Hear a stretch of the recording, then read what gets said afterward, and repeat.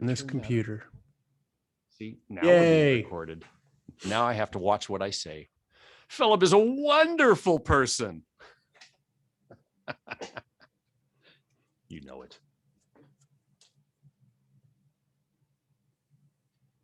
Well, oh, I have to approve, I guess.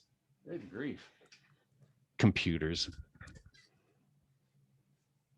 People are complaining because computers are now serving people in restaurants. They have a robot. Well, it's $15 an hour. What did you expect? Exactly. Plus you go tips. From eight to $15 an hour. It's cheaper to hire a robot. Well, that's what they did. That's what I said. Exactly what I said. The economy is only going to go where it can, and when you make it crazy, and if you force an expense on a businessman who has to survive, given the stupid rules you've given him, there's going to be consequences. Now, it's ridiculous that the people who push it to $15 an hour didn't think that there would be these kind of consequences. It's an obvious thing. You can't double somebody's wage without doubling their productivity. Yeah. I personally, like when I was running a company years ago, I moved everybody I could, and that was everybody but the 2 secretaries, to a production pay scale. So they could make as much as they wanted given their production. And it was the only fair thing to do, right?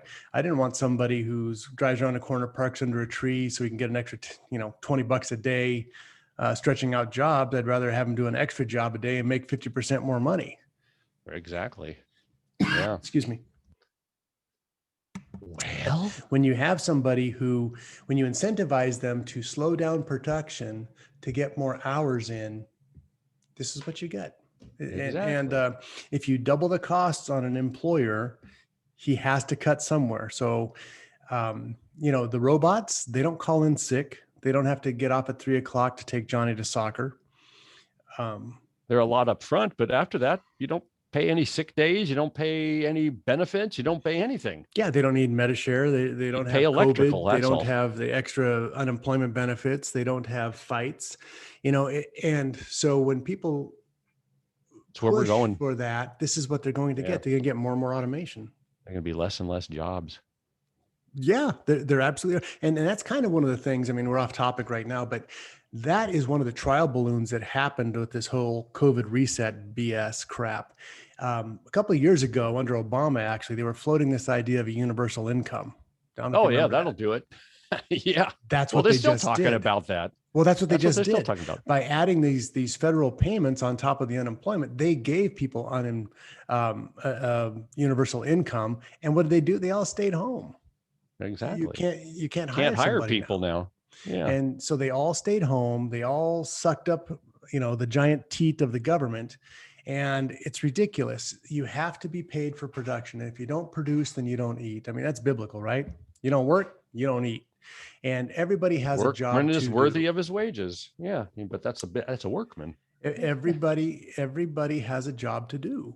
And, the idle hands are the devil's plaything. So how many of those people you think that work for Antifa or were out there for Antifa BLM, how many of those people have a job they have to go to on Monday morning?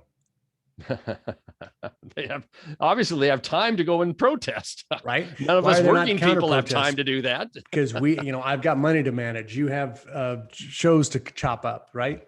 We have things to do that allow us to provide for our families, but the cretins can just go out and do what they want, and they keep getting money. Well, soon I'm going to be a cretin. Did you see what Bezos just did? This $100 million to Van Jones.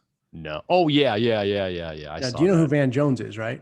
Oh yeah, he's a guy on CNN he's not the guy on CNN. He's a communist, horrible person that couldn't even get a job on the Obama administration because he was so left-wing. They failed to put him on there. So Jeff Bezos, out of some kind of blackmail scheme, the $100 million gives him $100 million. Now, to use as he sees fit. I heard the word gift, right? Well, in America, as you know, because you've done some estate planning with your family and stuff, that you can't gift more than like $15,000 a year per person, or you have an estate or a gift tax. Well, his was supposedly to a charity. Exactly. Listen to that presentation. That's what they're doing on this stuff is how they're avoiding the taxes. But he didn't designate which charity he had to give it to whatever Van Jones chooses to give it to. Well, it's going to be going to something like the open. The Van Jones Industrial. Exactly. That his family Whatever. that'll be like the Clinton Foundation. They're all crooks, man. And No and the kidding. fact that Jeff Bezos, who is a left winger, the fact that he gives, and he's known as the world's richest man as he's going to and from outer space, the fact that he gives Van Jones, an avowed communist who is trying to destroy the way of life that has allowed Jeff Bezos to have all the assets that he has, it's like feeding a crocodile a finger at a time. Well, You're giving the enemy bullets to shoot at you. And Jeff Bezos will never be Van Jones' enemy. They're all in the elite class. They'll be fine. So we're the paupers. For them till they the middle class is gone. Look, everybody thought that. Every time there's been a big revolution, everybody's thought that we'll be fine. Look, that's who gets. It's the elite. The elite Jeff Bezos. They'll be fine. There's no such thing as an elite. They're evil elites. They're evil. They are. They're not elite. They're evil. It's a separate. It's the way. Why would you call them elites? They're not elites. There's nothing special about them other than they're not special. But it's just a word. Many times they were born with an extra couple of $1 billion in their family, right? It's like our governor, where do as I say, not as I do. Yeah. Oh, did you see the new thing with his kids in the basketball camp? It's the camp's fault. I'm taking my kids out because those kids aren't wearing masks. Like at the French Laundry. He's such a buffoon. Yeah. It's a 50-50 draw now on the recall race, so that's good. And we're getting the closer we get to it, the more people hate him. So are there two? Well, yeah, and his new mask mandates. Everybody's got to mask up. If you have a vaccine, you need to get. Yeah, why aren't you wearing your mask? Of course, I got my. Why isn't he wearing his camera mask? off? You have to see me podium, right? He's a state worker. Why is he at the podium? He doesn't have to wear a mask. Why doesn't he wear a muzzle? How about a bag? We can get a grain bag off of a horse and stick it over his head and just. Yeah. She shaded a little tight. It's crazy. Well, hopefully people will wake. People are waking up. I hope. You think? I'm not sure about that, Danny. I hope. I see people. Know. We'll see how this recall election goes. So on the recall election, there's two questions, right? First one is should we recall Gavin Newsom? The answer is obviously hell yes. The second one is who should we replace him with? Now, is he on that second ballot? No. Okay. Larry Elder, and he's winning the race right now. Yeah, that's awesome. We lose a great talk show host, though. That's going to be a problem. I can be available only 2 days a week to cover his show. I got to work. I got to do a good job. Really? Yeah. Well, the guy that's replacing him, filling in for him right now, is really good, but he doesn't have the charisma that Larry has, unfortunately.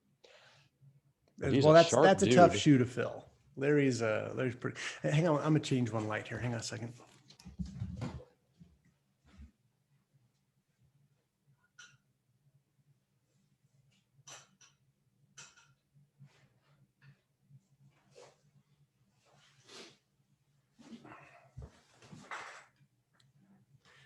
Yeah.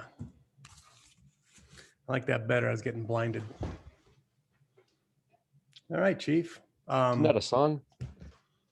Blinded by the light. Wow, really? All right. You ready to start? So I need you to do the countdown. Give me 30 seconds out. Oh, really? Well, yeah, because hang on. What do I need to do? I don't want to see the clock the whole time, but just when we get down to the last 30 seconds. Oh, because I can tell you 20 seconds. Is that enough? 20 is fine. I just say 20? Or do you want to see the clock? We're professional. 20 seconds. Oh, because the problem is that part gets recorded too. You can't win.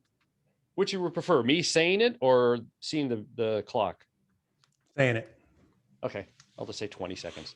Because I don't record it. Say it in Italian so not everybody hears it then. Well, you have to teach me how to say that in Italian.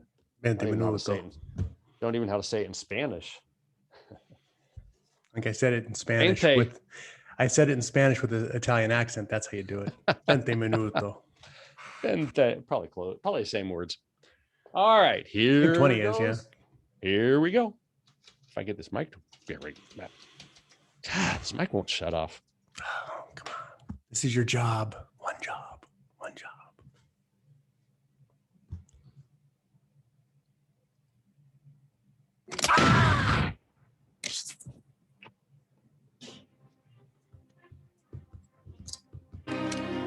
good, bad.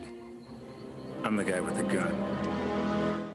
Hey, hello, folks. Welcome to another edition of Firing Line Radio Show. This is Philip Naiman. I'm coming to you from the new Firing Line Studios.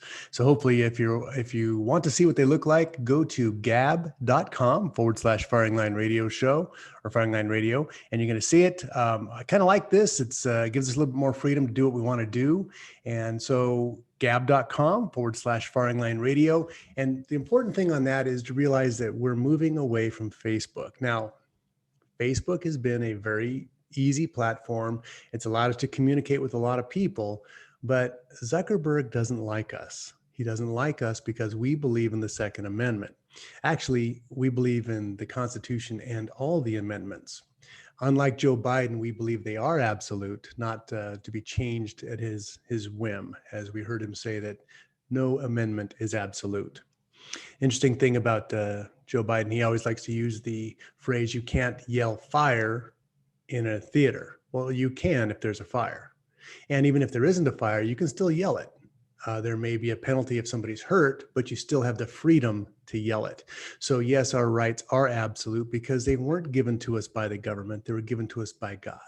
And by God, that's not Joe Biden, thank God. So folks, take a look at that. Make sure that you get moved. Make sure you get moved over. We're using gab.com. They have a TV service for the videos. Right now, I'll be posting this online, so you should be able to see it coming up pretty quick here. And that's good because today is a lot of visual aids. So that's right. We are actually going to be doing something on camera, which is going to be a little bit difficult to see on the radio. So I will try my word salads and try and make sure that you understand what I'm talking about. But if you head on over to gab.com/Firing Line Radio, you'll see the new studio. You'll see what I'm talking about, and hopefully things will start to make sense. Maybe. We'll just see how that plays out.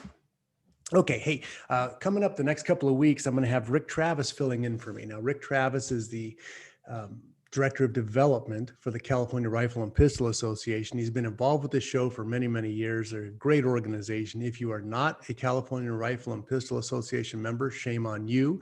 You need to go ahead and get involved with them. CRPA.org. CRPA.org is where you want to go.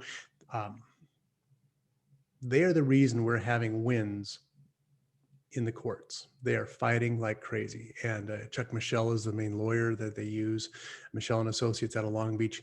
They're amazing people. They are fighting tirelessly. I do not want Rick Travis's schedule. This guy works way too many hours. I'm too much of a wuss, right? I'll do the radio show an hour a week. I work my full-time job. That's about it. I want to do other things. This guy 24/7 is fighting for your Second Amendment rights. So he deserves a big hat tip. When you have him on, contact him, give some money to the CRPA, help them out, and make sure that you're a member, and make sure everybody you know is a member of CRPA.org. That's California Rifle and Pistol Association.org. Okay. That being said, he's going to be on for the next couple of weeks as we go forward here. I wanted to touch base with you about, I announced several months ago, that I'm planning a pretty large hunting trip, a trip of my lifetime. So yes, today's show is going to talk about hunting. We'll get to other stuff later, but it's kind of on my mind right now, so I want to go over it. I have the opportunity to go to Alaska. Now, it's a long ways away, and it's kind of an expensive trip. And I'm going to go for Dall Sheep. So those of you who don't know what a Dall Sheep is, they're a majestic animal. They're an all white, full corn ram. They're called a thin horn ram as opposed to a bighorn ram. The ones we have out here in Southern California are called bighorns. They end up with a little bit thicker horn. They end up brooming off a little bit more. The thin horned rams are like the Dall sheep. There are northern rams, the Dall sheep and the stone sheep that live in British Columbia and Alaska and the Yukon. And they typically will have more of a full sweep and sometimes keep the tips of their horns, which are called lamb tips. If they never break the tips off, it's kind of neat. They swell out to the side and they're just a very beautiful animal. Of course, where they live is about the most inhospitable place on earth, here or Kyrgyzstan, right? For the big sheep out there, the Gobi Desert. the big sheep, they live in some of the worst places in the world. And so this is up in the Alaska mountains. I'm going to be going with, as you heard on one of my previous shows, Montague from AlaskaGuideService.com. And so he's going to be flying me in. I am going to fly into Fairbanks, then to Tok, T-O-K, then to Shoshone, then to camp. So it's a whole lot of transactions going on there. Camp's going to be in the Wrangell Mountains, which is in the southeastern side of from Fairbanks. So it's out in the Wrangell Mountains, which is where Denali is, and that's where we're going to put on this hunt. So the terrain for sheep hunting, it's not like a pheasant hunt, unfortunately, but it is very, very steep, and it's rocky. Everywhere you go, it's rocks. It's not a nice sandbar. It's not, any kind of you're walking on rocks, most of them loose rocks. So that's pretty treacherous. And it's something that I've been considering quite a bit, considering the issues I've had with my knees going forward here. So let me start off with right off the fact that once I decided to make this trip and I put my deposit in and I was ready to go, I started working out and I was doing a lot of hiking in our local mountains with weighted backpacks and practicing some long range shooting in the back canyons and stuff, and was really getting into it. And my left knee started killing me. Now, those of you who've been listeners for years have known that I had a knee replacement on my right knee 2 years ago. So now my left knee, which is my good leg, starts killing me. So I go into the doctor's office and he says, yeah, you've got all your meniscus is torn up and shredded and every single compartment has damage and you have some floaters and some torn flaps inside back of the kneecap, on top of the femur, wrong bone. On top of the femur, you've got a bunch of torn stuff. And what could happen on your trip is if something misaligns, you could end up with a locked leg that would require surgery when you're in the backcountry. Not wanting to do self-surgery, I decided to get a repair surgery in April, the end of April this year. So I went in for a major surgery in April. They cleaned up my knee, but that's put me behind the curve as far as staying ready for this trip physically. It's been very, very difficult to get back to the shape I was in just prior to that surgery because you couldn't put the weight on the leg. You couldn't do the heavy lifting. You couldn't do the hiking. The only thing I was really able to do was cycling. So I've been riding my bike, up and down these hills out here, which are stupid steep. And that's built some of the muscle back. But what it didn't do is it didn't toughen up the bottom of my feet. And here's an interesting thing. I did the Trans-Catalina Trail as a test hike 2 weeks ago. And it's tough. There's a lot of elevation gain out there. And when it gains. It's super steep. It's not like a gradual switchbacks. It just goes right up the ridge. So it's a very steep trail, which was good training. But because my feet had not been hiking for 2 months prior to that, because of I'd just been cycling, man, my feet hurt. So been wearing my boots every single day since then. Been hiking Vivian Creek Trail. Matter of fact, this afternoon, right after this recording, I'll be going up Vivian Creek Trail in the San Bernardino Forest as another practice hike.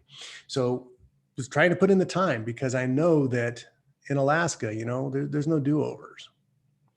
You have to do the work. It's not like millennials. You can't call it in and have somebody else do it for you. Yeah, that was a jab. Sorry. Not really. So you have to do it. There's no other way to get around it. And that means picking up one foot, putting it in front of the other, and just embracing the suck and getting up on top of that mountain and doing what needs to be done. So you also have to carry all of your own gear. And that's what I want to talk with you guys about here today is what's involved in that. So let's start, as I mentioned, my feet. So I wore the Kuiu GTX boot in Catalina. I had hiked with it extensively prior to my surgeries, and the balls of my feet were dying. I had to switch boots. So I literally did not finish that hike with those boots. I finished it with my tennis shoes. Now, that doesn't mean their boot's terrible. It's not. It's a good boot. It meant that my foot, for whatever reason, had changed and was no longer able to work in those. So going forward, I'm using a pair of boots by Crispi, C-R-I-S-P-I. Now, because of all of the because of all the slowdowns that we had over this COVID BS, you know, I ordered stuff early, but nothing came in. So the crispy boots, even though I ordered them back in January, they were on some boat waiting to get unloaded until the end of May. I finally got them in. So these were new to the show for me as far as 20 seconds. hiking in them. But we'll go over what they look like, what they do, and why a mountaineering boot like this is so important when you get into Alaska. And again, it's just imagine walking up and down a giant pile of rocks that are 4 inches in diameter. That's the joy we have to look for. So folks, find out more at gab.com/Firing Line Radio. Get our podcast at firinglineradio.com, and we'll be right back after this.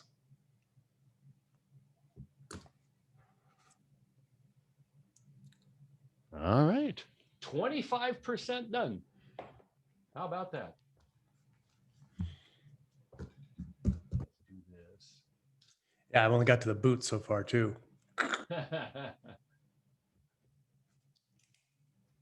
You're ready? Keep Hit it. rolling? Yep. All right, here we go.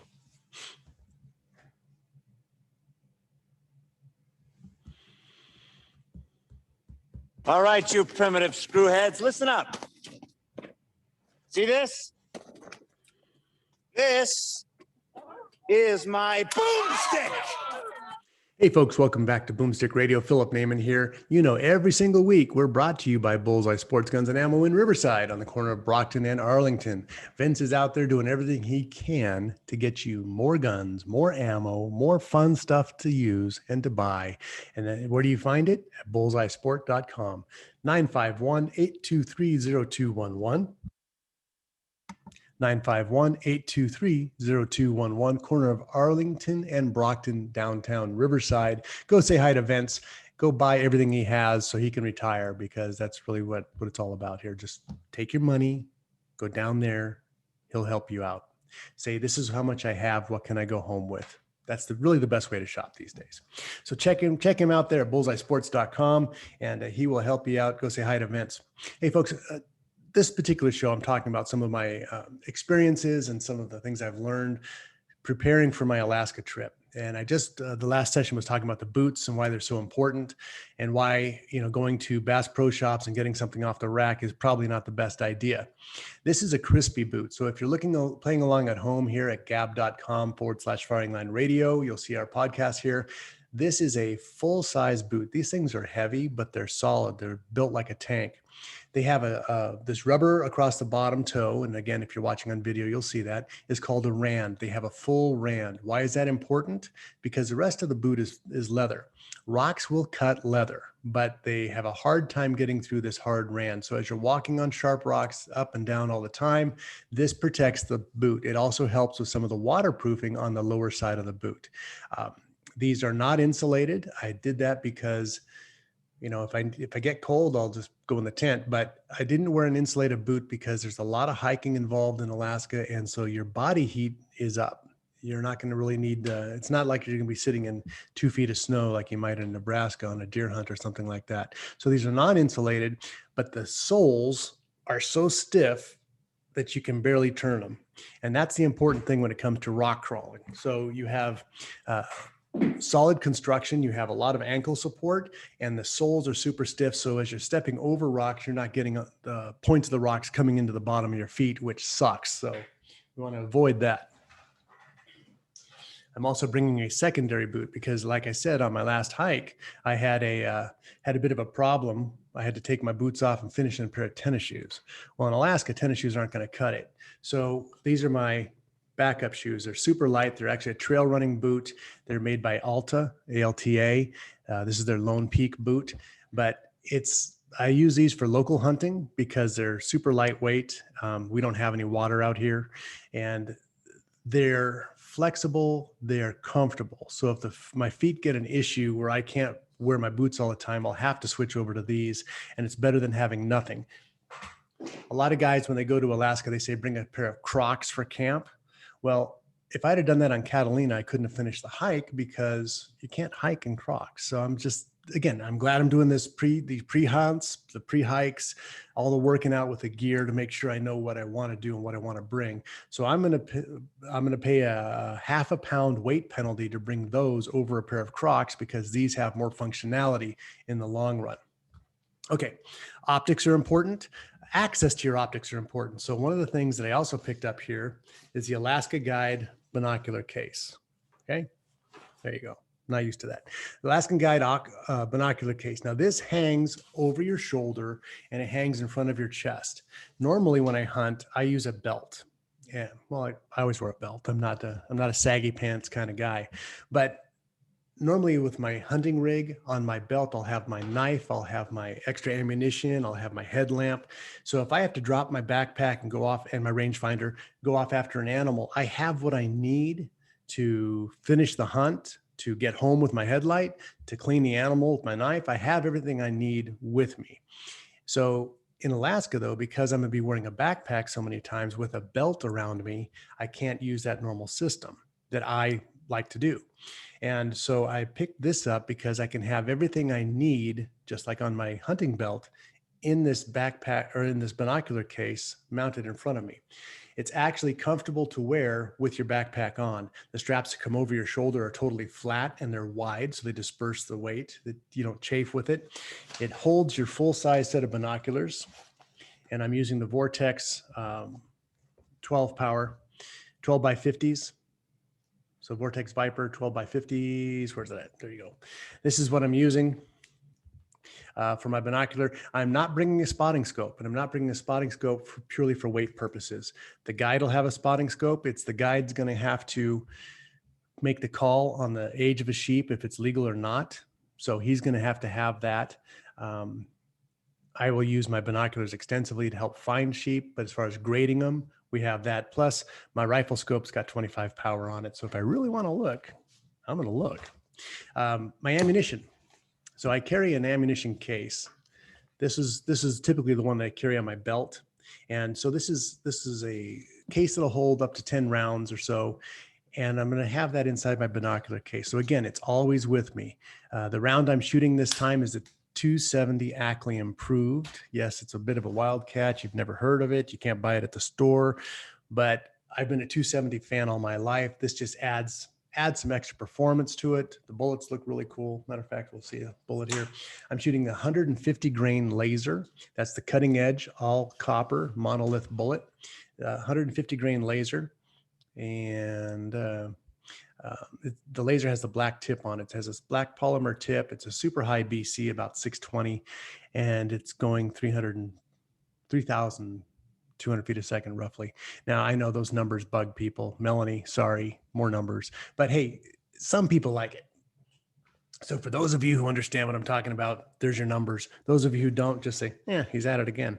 All right, so what about a knife? Well, Civilware makes an absolutely fantastic knife. So in this, again, in my binocular pack, I've got a knife. Now, I usually carry their little larger knife, which is a solid fixed knife, but because of weight consciousness, I'm going with the replaceable blade. So these are the scariest knives I've ever seen.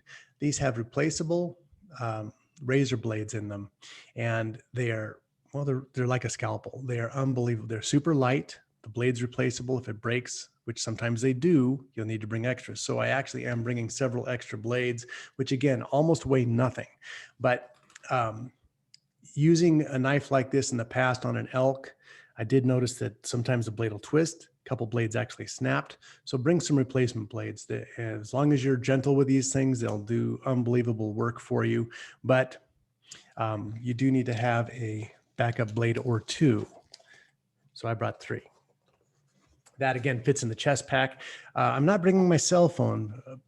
The reason that I'm not bringing my cell phone for cameras or for video is because of the charging capability. I'm going out to 10 days, possibly 10 days. Well, I don't want to have to bring those big, heavy battery packs to recharge or a solar array to lay out. And hopefully there'll be some sun that day and not overcast and rainy to try and charge my battery. I want something that I can absolutely make sure works and is going to be pretty much foolproof, which is what I need. So I'm going back to one of my old cameras. So I've got a little Canon think this thing's got, I don't know, 16 pixels or I don't know, 16,000. It's huge. This thing's got like a 40 power zoom on it when it goes to optical, and it does video. It has a microphone on it. Not the greatest, but for the weight size, which is smaller and lighter than my cell phone, and the fact that it'll be charged the entire time, and that on one card I can get 5 hours of video. So if I bring 2 cards, I mean that's 10 hours of video. That's pretty boring once you get to that level. Earplugs for the shot. All right, I'm going to have these with me in my pack. So when we decide to go on a shoot, I'm going to put the plugs in, because when you're shooting a high-powered rifle that has a brake on it, you absolutely want your ear protection. This is my little Bible book. This is the range book for my rifle, for my load. It's different elevations. So I have this, I carry it with me as a hard copy all the time. If you've ever gone shooting with me, you've seen me pull this thing out. This is my verified dope from the field, from a whole year of shooting. All my shots are in here. So I know if a shot is extended range, something that I normally wouldn't shoot, but it's my only chance I have, I know where I should be. Not because the computer said so, because I've shot it, and that's what the real world dope is. So that's a very, very important thing on that, is to have your real world dope. On the left side pack, I have a headlamp. Always have one of these on you. You know, mag lights are great too. The mag lights don't have a headlamp, but what's important about carrying a mag light is that they can throw a beam. So you have to cross a stream, you have to cross a canyon, not sure what it looks like. The mag light will get you 200-300 yards worth of visibility. Your headlamp doesn't. It just doesn't have that kind of power. So headlamp's good for safety, for hiking down out of the hill. The mag light's good for finding the way. 20 seconds. And we'll talk about the rangefinder when we come back here. Man, I got a lot of junk we haven't even talked about yet. So pretty important stuff. Folks, this is Philip Naiman, Firing Line Radio Show. Check us out at gab.com/Firing Line Radio, and check out this video. Let me know what you think. Have a great day. We'll be right back after this.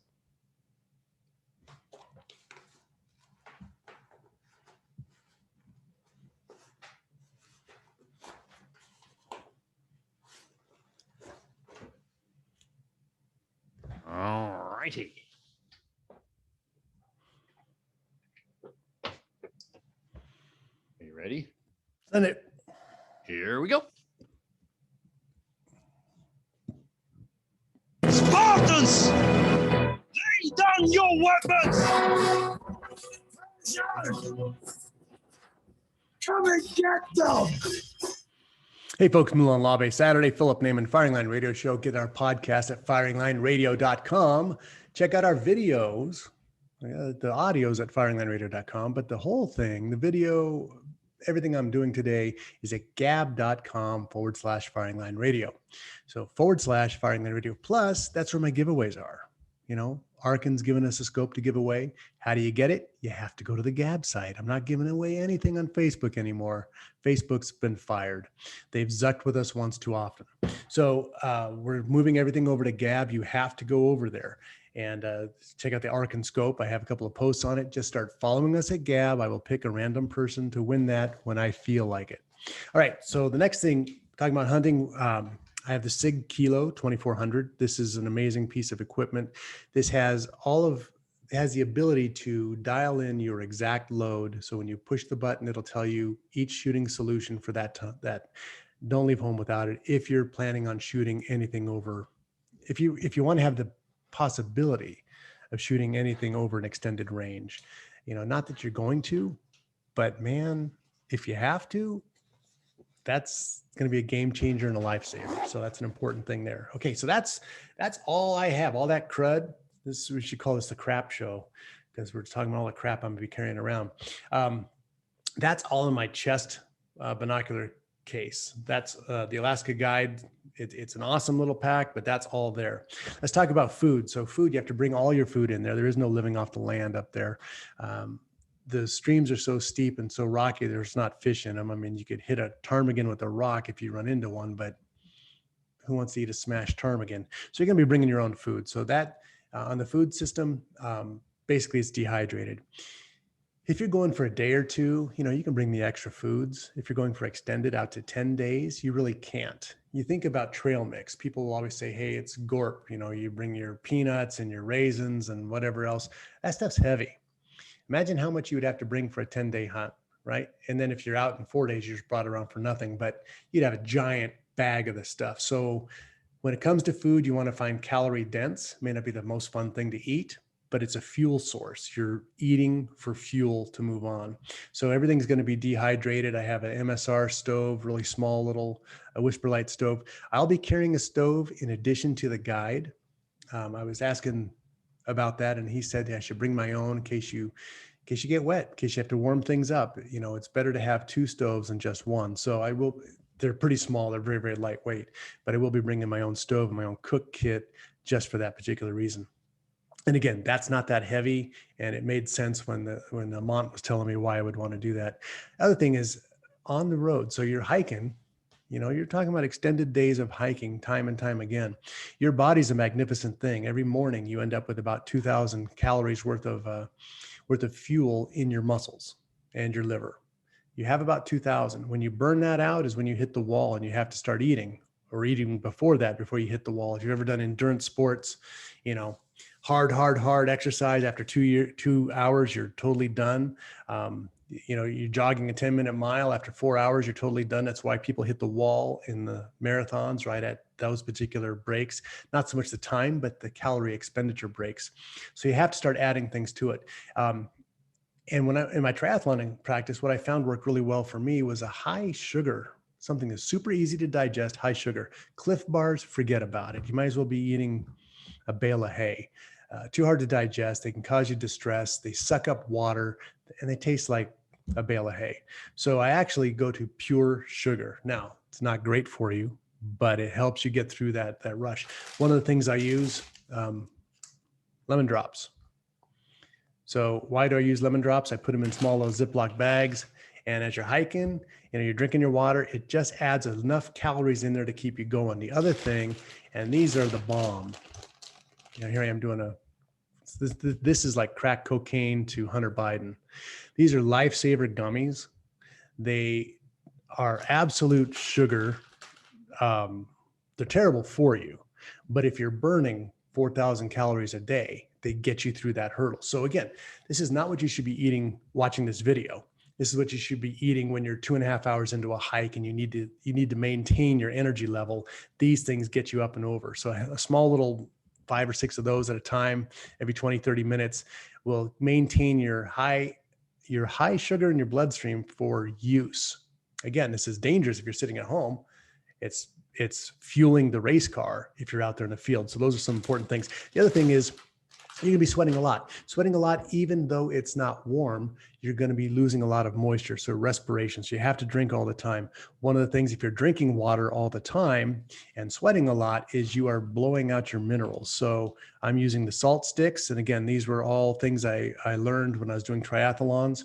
These are chewable. These are the pill form. So these will be in Ziploc baggies in my pack too, just to maintain that you don't cramp up, because man, you're laying in tent at night, you had a hard day, and all of a sudden your calf goes and you scream like a baby.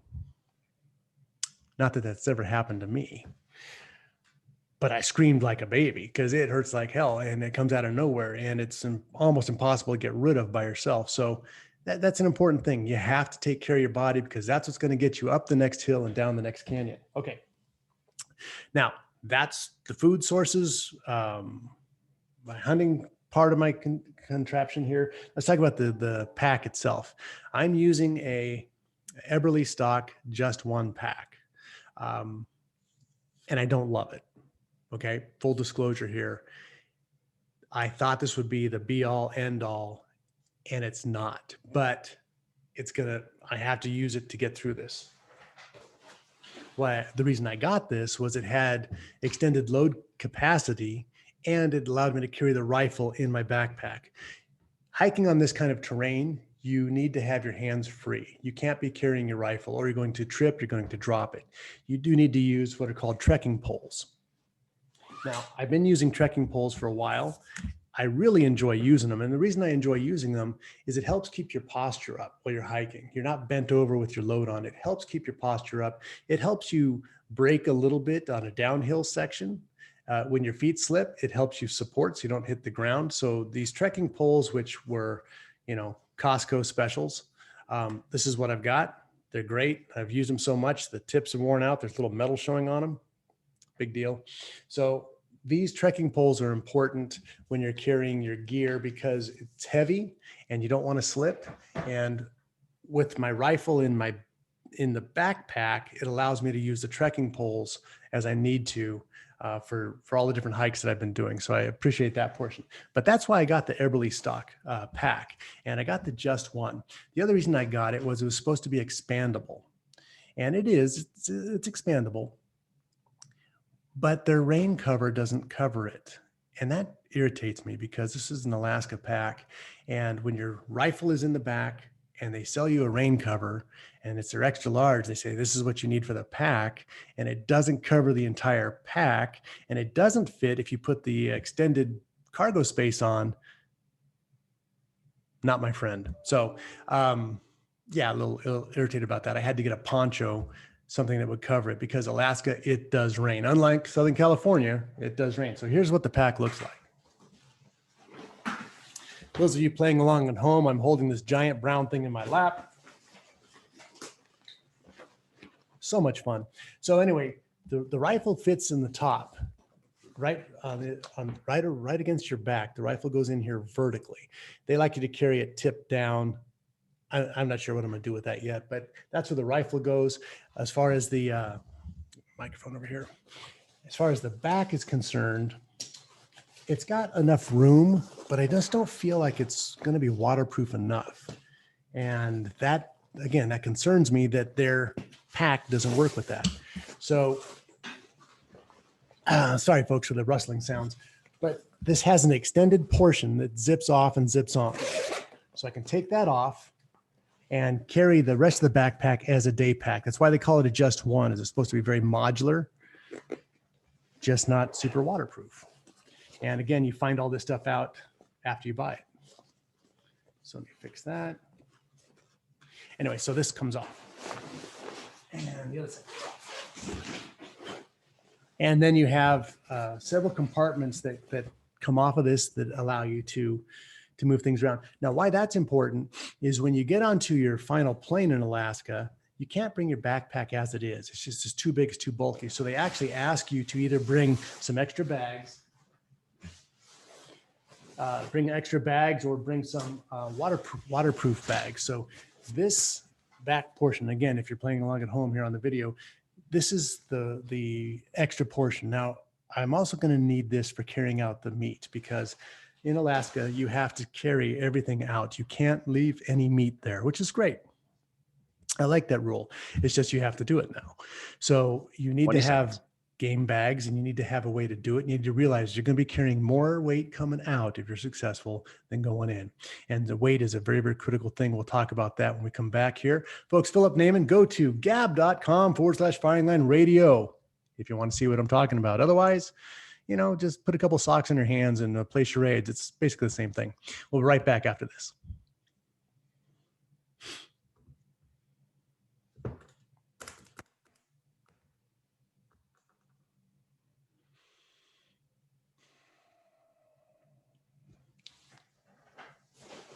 This is the last segment already. Good grief. Did I count that right? Yeah. Yeah, Quattro. This is where word starts. Yes. Yes. Yes. All right. Are you ready? Simone, I say. You're speaking tongues.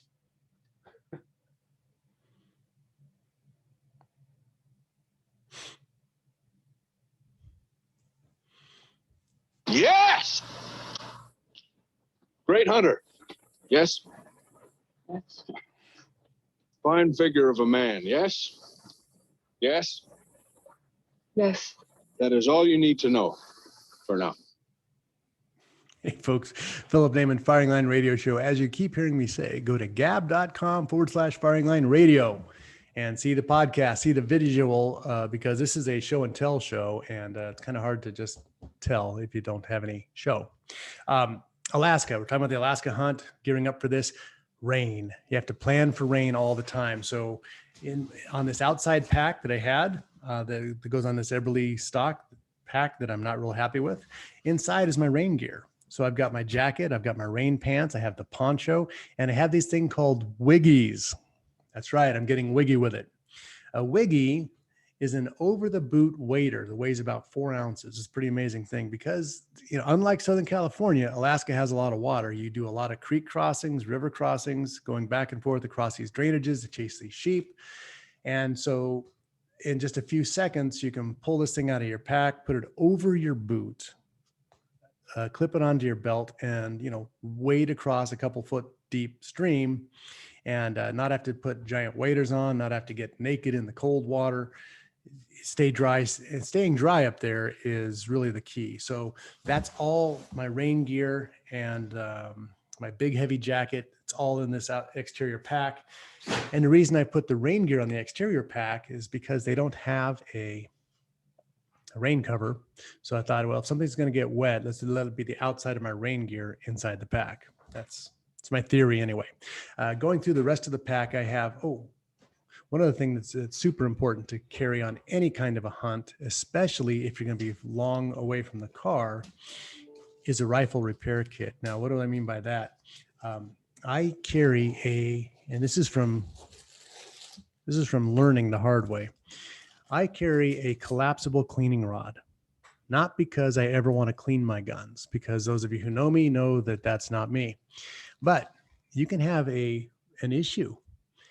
For whatever reason, neck tension can be wrong on a particular cartridge, and maybe you chamber something and you don't fire it, you unchamber it, and the bullet gets stuck in the lands. Your hunt's over. Okay. So this weighs about 3.5 ounces. It's an aluminum. I keep it in a Ziploc baggie in the back pocket of my binoculars case. So again, it's always with me. If I have an issue, in a few seconds, I can get that gun working again. It's not going to be a game changer where you have to hike out 15 miles and hope somebody has an extra gun for you because you screwed up or had a malfunction.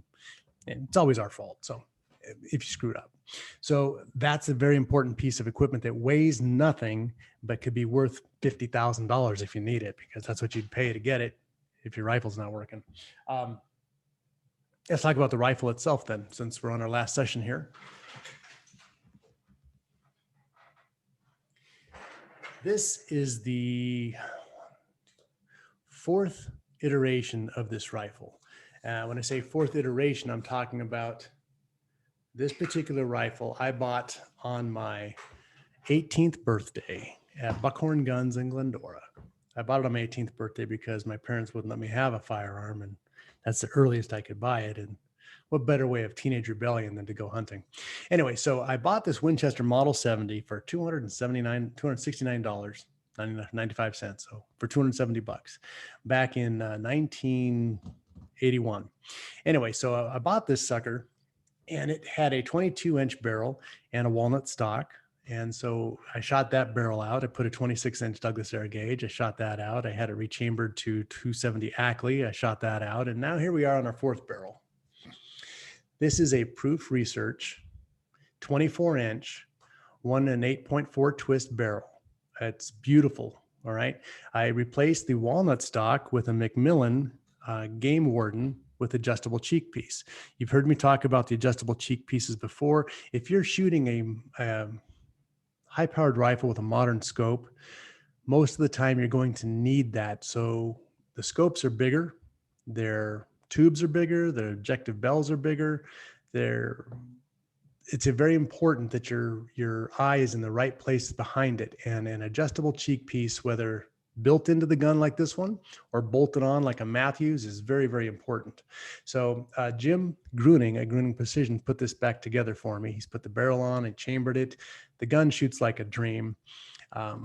It's my old friend. I've gone hunting with this thing for so many years. It's got a facelift. So pretty excited about it. The optics, as you've heard me say before, I'm shooting the Vortex PST2 5x25 second focal plane. That's what I use for my hunting rigs. I like the second focal plane for hunting purposes. Yes, you have to be careful if you're using it to measure, but that's a whole nother show. So this is the rifle we're going to be using. I do have a Harris bipod. I'm using the Harris bipod over the Accutech bipod simply for weight. The Accutech bipod is a bomb. That thing is solid, but it's heavy. And so in order to get the versatility, if I'm shooting a regular hunt, not a big deal. This one, I need to shave weight everywhere I can, because I'm old. All right, that's basically it. I am not 30 years old anymore. So I am old. I am cheating. I am taking every ounce of weight off I can, because that's an important thing for me. So I'm using the Harris bipod, and I'm using one of my older slings that I actually bought years and years ago, because my US tactical sling is heavy. The thing weighs 1.5 pounds, so I'm using a different sling. Most of the time this gun will be in the back of my backpack anyway. So that's what we've got going on. I thought I could turn my phone off. What a rookie. All right. So that's the rifle that we're using. One other piece of equipment that I think is critical, and I use them all the time, are these lightweight hunting gloves. Now, these are actually, those of you from the cycling world would know, Pearl Izumi, they make biking stuff. Well, people in ultra cycling, people in ultra running, these guys have been on top of this gear for years. So these are full fingered gloves. They're actually mountain biker gloves. But what's great about them is they give your hands protection, a little bit of warmth, but they're not so much that your hands are going to sweat all the time, unless you're wearing them out here in Southern California. But you slip, you put your hand down on a sharp rock, it's going to keep you from getting cut. In Colorado, it keeps you from getting those little stupid button cactuses with those little fine brown hairs shoved into your fingers all the time, every time you put your hand on the ground. So, or pine tar. That's another terrible one. Oops, heard a pop on the phone here. Or pine tar. So, you touch a pine tree, you got that nasty gunk all over your hands that never, ever goes away, right? You're driving home, it's on your steering wheel. These little gloves, man, they make all the difference in the world. Plus, they have very thin fingertips. They actually have a fingertip you can use to work a phone with. So you actually get good trigger feel if you're shooting with them on. So I highly recommend those also. Let me see where we at here. Gators. We need to have gators because of the amount of water that you're dealing with out there. You don't really need gators except for foxtails out here in Southern California. Underwear. The number one takeaway I had, besides the boots, from Catalina, I'm using the Kuiu. Their merino wool, unbelievable. So I was sweating like an absolute pig because it's on Catalina. On one side is marine layer and the other side is 100 degrees. So you're humid and hot, and just the sweat was pouring off of me on that entire trip. But the merino wool, their t-shirt and their underwear, kept me comfortable. There was no chafing. I'm sorry, this is not going to be on the visual, but there was no chafing. Didn't have any issues with that. And typically you would with normal undergarments. So the Kuiu merino wool, unbelievable stuff. I can't say enough about their under stuff. So I'm bringing that with me. I'm using the Kuiu rain gear. I'm using the Kuiu pants and shirts and a couple of jackets. And the one thing is you have to go so light. So everything has to be double duty. So I've got my under layers. I have a down pant and a down jacket. Now that's for when you stop you in your glassing, all of a sudden you're sweating, you need something to go over the top of you so you don't just sit there and freeze, because the wind blows in Alaska, it gets wet. So those down things work. Also, if you get cold at night, you have that availability to put those on. Rain pants over the top, keep those safe. And so you carry one pair of pants, one rain pants, the down stuff, t-shirt, hoodie, jacket. That's it. There's not 3 pairs of pants. I'm bringing extra undergarments, but there's not 3 pairs of pants, 3 shirts, 3 this, 3 that. Everything's going to get double duty, and it's all going to stink at the end. The other thing with the merino wool, if you've ever worn, I'm sure you have, performance garments that have the polyester in them, they're great for when you're working out. But man, if you don't get those to the wash machine that day, the next day, you see them, you watch them crawling up a wall trying to get away from it. It's horrible. The bacteria growth on those is terrible. Merino 20 wool, not at seconds. all. So again, kuyu.com, a big shout out to them. They've got some amazing products for this kind of extreme stuff. It's not cheap, but man, that is worth it. So check that out. All right, folks, I'm going to wrap this up here. I think I got to most of my junk. So this was the junk show with Philip Naiman, Firing Line Radio Show. Go to gab.com/Firing Line Radio. We're giving away the Arkin Scope stuff. We're giving away a lot of stuff. You got to go there to find out, though. And I'm tired of saying it. So just go there. We'll see you there. God bless. Have a great weekend. See you soon.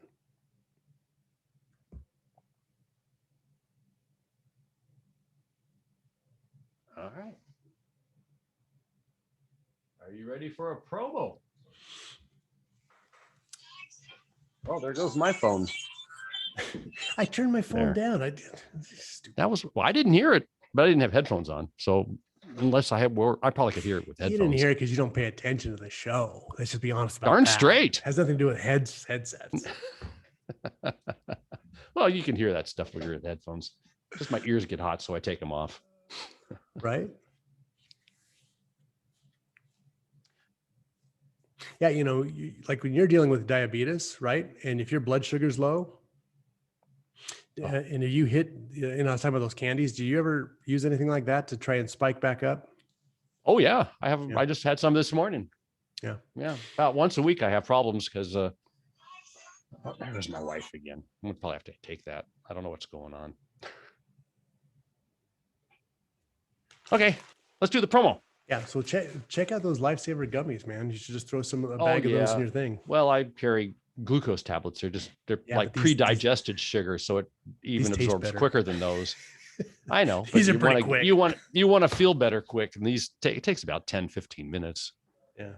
It's a horrible situation. All right, Chief. Go ahead. Hey, folks, Philip Naiman, Firing Line Radio Show, heard Saturdays at 1 o'clock. Let's do that again. Go ahead. Hey, folks, Philip Naiman, Firing Line Radio Show, heard Saturdays at 1 o'clock. This week, I'm going to talk about my preparation for an Alaskan hunt. So those of you who are interested are going to have a great time. Those of you who are not, well, Rick Travis will be on sooner or later so you can hear more about what's going on in California. Anyway, that's Saturday at 1 o'clock. Hope you join us. Gab.com/Firing Line Radio Show for the podcast. We'll see you there. Have a great day. All righty then. That'll work.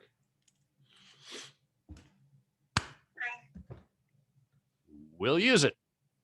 Buenos nachos. All right. Thank